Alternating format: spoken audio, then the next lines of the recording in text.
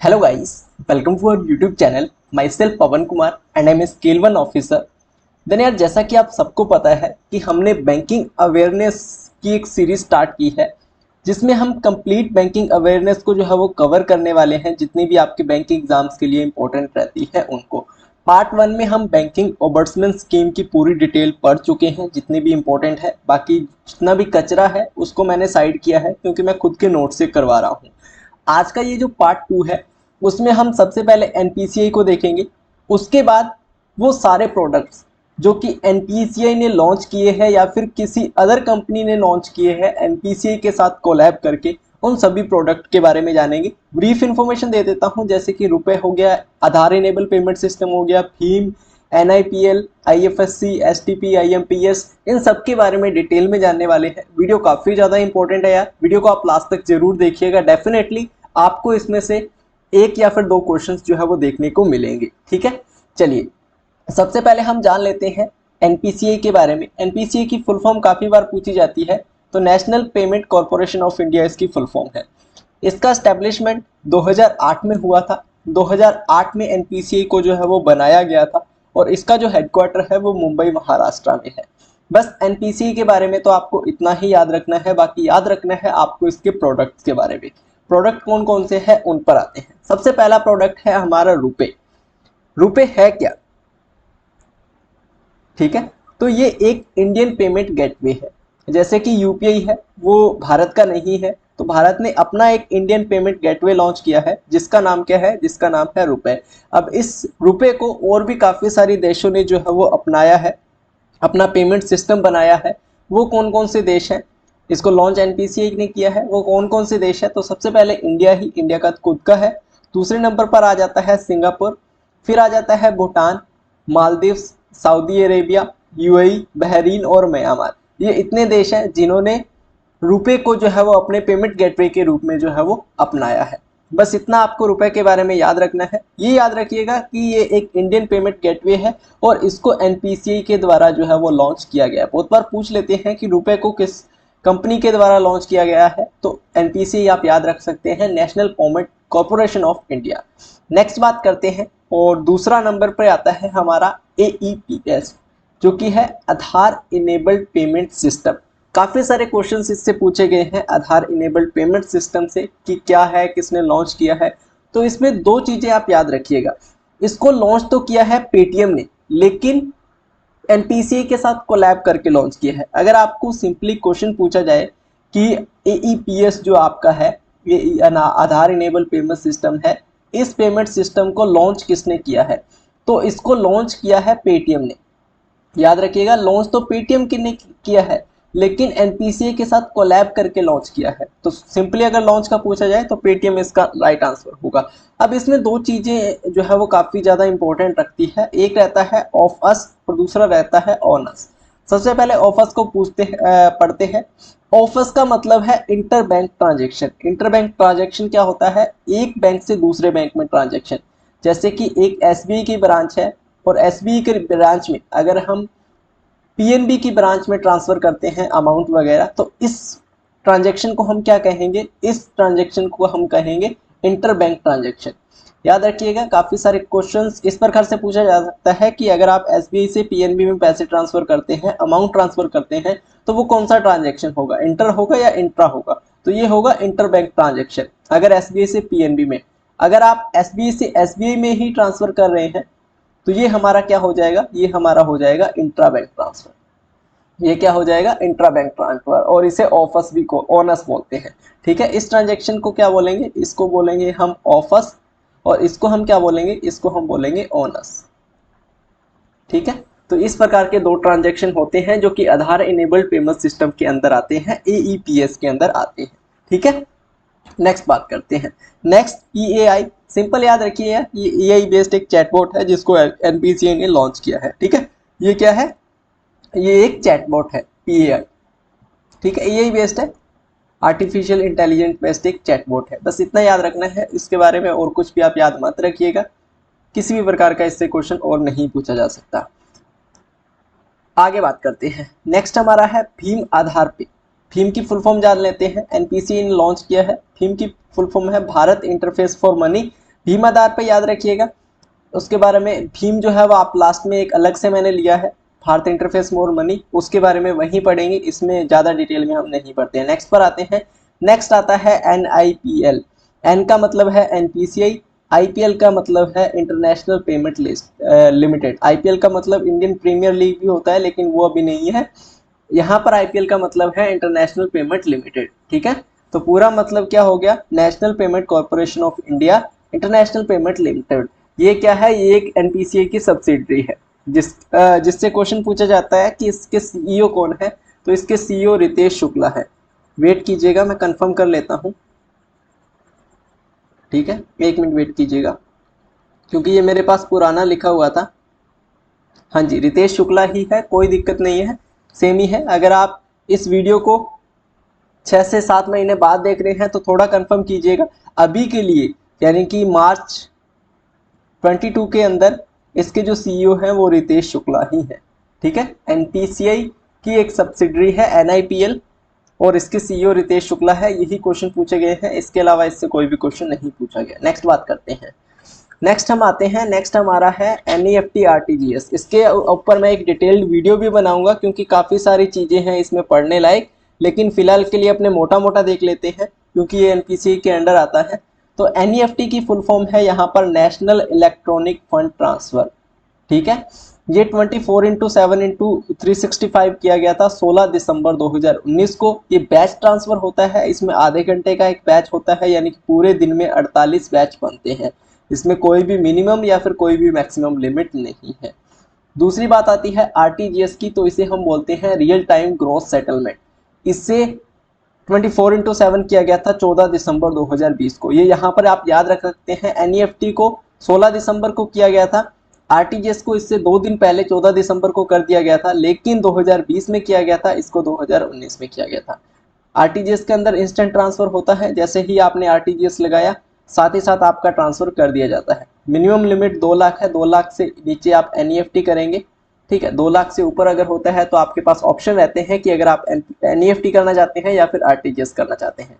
कोई भी इसमें मैक्सिमम लिमिट नहीं है, आप कितना भी जो है वो अमाउंट RTGS कर सकते हैं, ठीक है गाइस। बैच क्या होते हैं, देखो आपने NEFT किया, किसी और पर्सन ने भी NEFT किया, तीसरा पर्सन आया उसने भी NEFT किया। अब सारे के सारे NEFT को इकट्ठा कर लिया जाता है, फिर इकट्ठा करके एक जो बैच बनता है आधे घंटे, उस बैच के अंदर सारे NEFTs को कवर कर लिया जाता है। उसके बाद जितने भी NEFT आते हैं उनको इकट्ठा कर लिया जाता है, फिर जो अगला बैच आता है आधे घंटे का, उस बैच में NEFT को जो है वो कर दिया जाता है। इस प्रकार से आधे आधे घंटे के बैच बनते हैं और एक दिन में टोटल 48 बैचेस बनते हैं, क्योंकि एक दिन में 24 घंटे होते हैं, 24 इंटू 2 करेंगे 48 बनेगा। तो 48 बैचेस जो है वो NEFT की जाती है। काफ़ी बार क्वेश्चन पूछा गया है कि NEFT में टोटल कितने बैचेस होते हैं, तो 48 बैचेस होते हैं एक दिन में। क्लियर है? इसके बारे में डिटेल में भी पढ़ेंगे, उस पर एक सेपरेट वीडियो बनाएंगे किसके अंदर NEFT RTGS को रखा गया है, कौन कौन से रूल्स लगते हैं, वो काफ़ी डिटेल में पढ़ेंगे बाद में। फिलहाल के लिए NPCI के अंदर आता है तो इसको आप याद रख सकते हैं। नेक्स्ट बात करते हैं। नेक्स्ट पर आता है IFSC, Indian financial system code. काफ़ी यूज़ किया जाता है, ठीक है। अगर आपका अकाउंट है, आपने ट्रांसफ़र किए हैं पैसे, अगर रिसीव किए हैं तो भी NEFT का यूज़ आपने सुना होगा। बेसिकली NEFT का जो यूज़ है वो NEFT और RTGS में ही किया जाता है, ठीक है। अगर UPI के थ्रू भी अगर आपको पैसे ट्रांसफ़र करने हैं, UPI के थ्रू अगर आपने बैंक में पैसे ट्रांसफ़र करने हैं, तो भी आपका IFSC कोड का यूज़ जो है वो किया जाता है, ठीक है। तो NEFT RTGS के जरिए पैसा भेजने के लिए बेसिकली इसे बनाया इसीलिए गया था ताकि इसका यूज़ NEFT और RTGS के जरिए पैसा भेजने के लिए किया जा सके। ये एक 11 डिजिट कोड होता है। मैं मेरे बैंक का जो IFSC कोड है वो आपके सामने लिखा हुआ है, एक बार मैं ऐसे लिख देता हूँ, SBIN 0007774, ठीक है। इसमें जो पहले के 4 डिजिट होते हैं वो जो है वो बैंक को रिप्रेजेंट करते हैं। 5th जो डिजिट होता है वो ऑलवेज 0 ही होता है और लास्ट के जो 6 डिजिट होते हैं वो ब्रांच को रिप्रेजेंट करते हैं, ये याद रखिएगा आप, ठीक है। IFSC कोड के अंदर फर्स्ट जो 4 डिजिट होते हैं वो तो बैंक को रिप्रेजेंट करेंगे, 5th जो डिजिट होगा वो ऑलवेज 0 होगा चाहे किसी भी बैंक का IFSC कोड हो, और लास्ट के जो 6 डिजिट होंगे वो ब्रांच को रिप्रेजेंट करेंगे। और याद रखिएगा ये एक 11 डिजिट कोड जो है वो होता है। काफी बार क्वेश्चन पूछा जाता है आईएफएससी कोड जो है वो कितने डिजिट का होता है, तो ये एक 11 डिजिट कोड है। क्लियर। नेक्स्ट आता है एसटीपी, स्ट्रेट थ्रू प्रोसेसिंग। आपने पैसे ट्रांसफर किए सुबह के 9 बजे, सुबह के 11 बजे, तब तो बैंक खुले हैं, आपके पैसे के वहाँ ट्रांसफर हो गए। अगर आपने पैसे ट्रांसफर किए रात के 9 बजे या फिर आपने पैसे ट्रांसफर किए संडे को सुबह के 10 बजे, तब तो बैंक नहीं खुले, तो आपके पैसे कैसे ट्रांसफर होंगे? तो उस समय पर ये जो टेक्निक है स्ट्रेट थ्रू प्रोसेसिंग, इसका यूज किया जाता है। यानी कि बैंक बंद होने पर अमाउंट जो है वो इसके जरिए ट्रांसफर की जाती है। जब बैंक बंद होते हैं तब जो अमाउंट ट्रांसफर होती है वो एसटीपी के थ्रू होती है, स्ट्रेट थ्रू प्रोसेसिंग के जरिए होती है। ठीक है, बस एसटीपी का इतना सा काम है, नाम याद रखिए स्ट्रेट थ्रू प्रोसेसिंग। अगर आपसे पूछ लिया जाता है कि बैंक बंद होने पर अमाउंट ट्रांसफर होती है तो उसमें किस टेक्निक का यूज होता है, तो वो होता है एसटीपी, स्ट्रेट थ्रू प्रोसेसिंग का। नेक्स्ट बात करते हैं। नेक्स्ट काफी इंपॉर्टेंट है, Indo Nepal remittance facility. Important क्यों है? क्योंकि इसमें अभी काफ़ी सारे चेंजेस जो है वो किए गए हैं। इसके जो रूल्स एंड रेगुलेशंस हैं उनमें चेंज किए गए हैं, और चेंज्ड जो रूल्स एंड रेगुलेशंस हैं उनको ही आपके साथ मैं डिस्कस करने वाला हूं। सबसे पहले इंडो नेपाल रेमिटेंस फैसिलिटी है क्या, इसको समझते हैं। अगर कोई पर्सन इंडिया में रहता है और दूसरा उसका रिलेटिव रहता है नेपाल में, उसको अगर इंडिया से नेपाल पैसे भेजने हैं तो वो किस फैसिलिटी का यूज़ करेगा? वो यूज़ करेगा इंडो नेपाल रेमिटेंस फैसिलिटी के लिए। और इस फैसिलिटी के जरिए वो एनईएफटी के थ्रू इंडिया से नेपाल जो है वो पैसे ट्रांसफ़र कर सकता है। ठीक है, India to Nepal money transfer by NEFT, तो हम यूज़ करेंगे इंडो नेपाल रेमिटेंस फैसिलिटी का। क्लियर है। इसकी जो मैक्सिमम लिमिट है वो पहले 50,000 थी, अब इस लिमिट को बढ़ाकर 2 लाख रुपए कर दिया गया है पर ट्रांजेक्शन। यानी कि एक साथ आप 2 लाख तक ही पैसे ट्रांसफर कर सकते हैं, इससे ज़्यादा ट्रांसफर नहीं कर सकते, इससे कम कितने भी कर सकते हैं, लेकिन 2 लाख से ज़्यादा एक बार में आप ट्रांसफर जो है वो नहीं कर सकते हैं। अब पहले ये भी लिमिट थी कि आप एक साल में केवल 12 बार ही पैसे ट्रांसफर कर पाएंगे, लेकिन इस लिमिट को भी अब हटा दिया गया है। अब कोई भी ट्रांसफर लिमिट नहीं है, आप जितनी बार चाहे उतनी बार पैसे ट्रांसफ़र कर सकते हैं, कोई भी इसमें बाउंडेशन जो है वो नहीं है। अगर आप यहाँ से पैसे ट्रांसफ़र करते हैं और नेपाल में रहने वाले व्यक्ति जो है उसको उसी की करेंसी में पैसे मिलेंगे, ना कि भारत की करेंसी में, क्योंकि फिर लफड़ा हो जाएगा ना, उसको बाद में चेंज करवाना पड़ेगा। तो इसका फैसिलिटी का पर्पज़ एक यही भी है कि आप अगर भारत से पैसे भेजते हैं और नेपाल में किसी व्यक्ति को पैसे मिलते हैं तो वहाँ की करेंसी में ही उसको पैसे जो है वो दिए जाएंगे। ठीक है, अगर आपका अकाउंट नहीं है भारत में, अगर भारत में आपका अकाउंट नहीं है तो भी आप कैश के थ्रू पैसे जो है वो भेज सकते हैं नेपाल, लेकिन इस कंडीशन में मैक्सिमम लिमिट अलाउ होगी और वो मैक्सिमम लिमिट 12 बार है।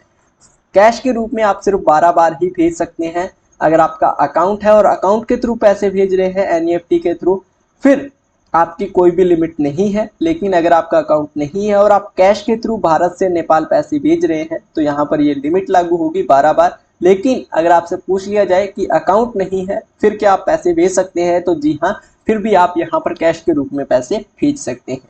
ये रही आपकी पूरी की पूरी इंडो नेपाल रेमिटेंस फैसिलिटी। इसके अलावा इसमें से आप कुछ भी मत पढ़िएगा, इससे क्वेश्चन आता है तो इससे बार आपको देखने को नहीं मिलेगा, ये मेरी गारंटी है। नेक्स्ट बात करते हैं। नेक्स्ट आपका आता है इमीडिएट पेमेंट सर्विस, यानी कि आईएमपीएस।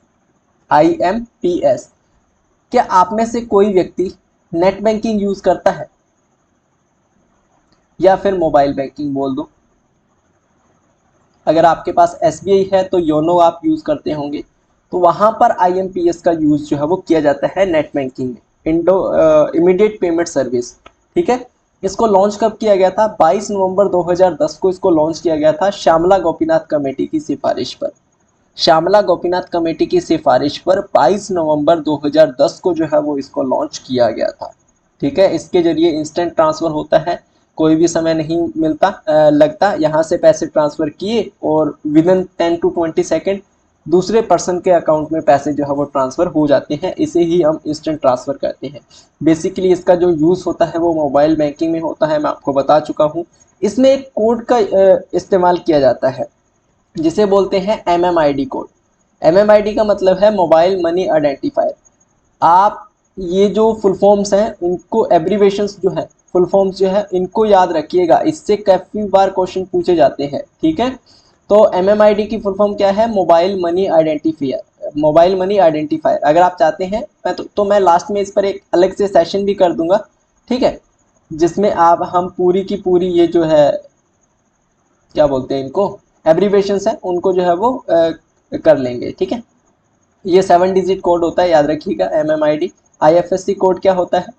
IFSC क्या कोड क्या होता है? 11 डिजिट कोड होता है, एक आगे 9 डिजिट कोड भी आएगा। और MMID कोड क्या होता है? ये एक 7 डिजिट कोड होता है। ठीक है, इसमें ट्रांसफ़र लिमिट भी होती है। मिनिमम तो कोई लिमिट नहीं है, मैक्सिमम आप एक बार में सिर्फ 2 लाख ही ट्रांसफ़र कर सकते हैं। ठीक है, और एक और बात है, नोट करके लिखिएगा, अगर किसी भी बैंक को मोबाइल बैंकिंग शुरू करनी है तो उसे RBI से अप्रूवल लेना पड़ता है। ठीक है, क्वेश्चन इस प्रकार से आ सकता है कि अगर किसी भी बैंक को मोबाइल बैंकिंग शुरू करनी है तो उसे किससे अप्रूवल लेना पड़ेगा? तो यहाँ पर आपका आंसर आ जाएगा RBI। ठीक है, क्या आंसर आएगा? RBI। तो अगर किसी बैंक को मोबाइल बैंकिंग शुरू करनी है तो उसे RBI से अप्रूवल लेना पड़ता है, बिना अप्रूवल के वो जो है वो पैसे ट्रांसफ़र नहीं कर पाएगा। नेक्स्ट बात करते हैं। नेक्स्ट नंबर पर आता है UPI यानी कि यूनिफाइड पेमेंट इंटरफेस। इसका पता ही है आपको, लॉन्च किया है NPCI ने, इतना याद रखिए। अब पढ़ते हैं हम, हमारा जो मैंने फर्स्ट में आपको बताया था रह गया था, भारत इंटरफेस फॉर मनी यानी कि भीम। इसको डेवलप किया है यानी कि लॉन्च किया है NPCI ने। और इसमें हम UPI के थ्रू जो अमाउंट है वो ट्रांसफ़र कर सकते हैं। बेसिकली इसमें एक कोड यूज़ होता है, #99#। अगर आप अपने सिंपल फ़ोन के जरिए भीम से पैसे ट्रांसफ़र करना चाहते हैं तो भी आप कर सकते हैं। ठीक है, इसे USSD कोड कहते हैं। USSD कोड कहते हैं अनस्ट्रक्चर्ड सप्लीमेंट्री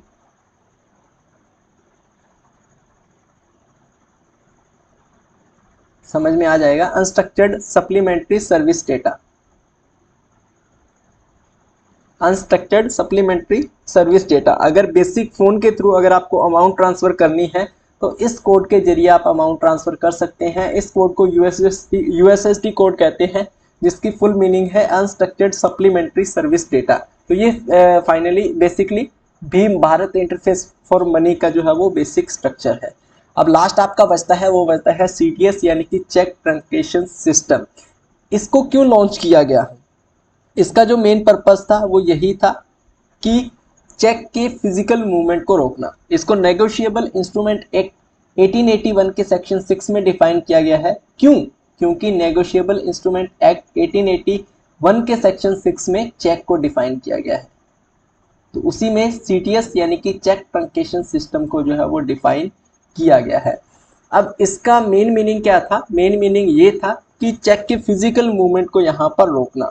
अगर आपने चेक दिया किसी पर्सन को और वो चेक लेके वो पर्सन गया बैंक, ठीक है, तो बैंक आपसे वेरीफाई करेगा आपके मैसेज के जरिए या फिर किसी के जरिए कि ये चेक आपने ही दिया है और सही है या फिर नहीं है, आप इसको अप्रूव करते हैं या फिर नहीं है। तो इसी को बोलते हैं CTS यानी कि चेक ट्रांसमिशन सिस्टम। यहाँ पर डिजिटली सब कुछ होता है, चेक का जो फिजिकल मूवमेंट है उसको बिल्कुल ही यहाँ पर क्लियर कर दिया जाता है। इसमें एक कोड लगता है MICR, उस कोड को जो है वो क्लियर किया जाता है। MICR आपको पता है चेक पर होता है मैग्नेटिक इंक कैरेक्टर रिकॉग्नाइजेशन। ठीक है, मैग्नेटिक इंक कैरेक्टर रिकॉग्निशन, ये एक 9 डिजिट कोड होता है, 9 डिजिट कोड होता है एक। ठीक है, 9 डिजिट कोड है जिसकी पहली 3 डिजिट जो होती हैं वो सिटी को रिप्रेजेंट करती हैं, बीच वाली 3 डिजिट जो होती है वो बैंक को रिप्रेजेंट करती है और लास्ट वाली 3 डिजिट जो होती है वो ब्रांच को रिप्रेजेंट करती है। तो ये 3 डिजिट 9 डिजिट कोड होता है। आप मैं याद करवा दूं, IFSC कोड आपका 11 डिजिट था और उसके बाद आपका एक और कोड आया था, कौन सा था बताइए? MMID, mobile money identifier.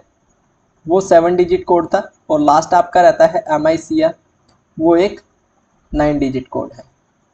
ठीक है, वो एक क्या है, 9 डिजिट कोड है। क्लियर गाइस, ये एक 9 डिजिट कोड है। रुक जा भाई, ये, अरे क्या हो गया तेरे को, ये आपका एक 9 डिजिट कोड रहता है। तो बेसिकली इतने सारे प्रोडक्ट्स हैं एनपीसीआई के, जो कि आज की इस वीडियो में हमने कवर किए हैं। हमने रुपए कवर किया, आधार इनेबल पेमेंट सिस्टम कवर किया, भीम किया, NIPL किया, IFSC, STP, IMPS, UPI, CTS। इसके अलावा काफ़ी सारे प्रोडक्ट्स हैं जो कि एनपीसीआई ने लॉन्च किए हैं। उन प्रोडक्ट्स को हमने इस वीडियो में जो है वो कवर किया है। आगे वाली जो वीडियो रहेगा, थर्ड पार्ट रहेगा, उसमें मैं आपको ATM करवाने वाला हूँ कि एटीएम क्या है, कितने प्रकार के एटीएम्स होते हैं। उसके बाद हम शुरू करेंगे बैंक की हिस्ट्री। ठीक है, तो पूरा डिटेल यानी कि कंप्लीट जो स्ट्रक्चर है बैंक का, वो मैं आपको करवाने वाला हूं। तो जुड़े रहिएगा चैनल के साथ। चैनल को अभी तक सब्सक्राइब नहीं किया है तो सब्सक्राइब करके आप बेल आइकन को जरूर प्रेस कर लीजिएगा। बाकी मिलते हैं यार नेक्स्ट वीडियो में, तब तक के लिए good luck and have a nice day.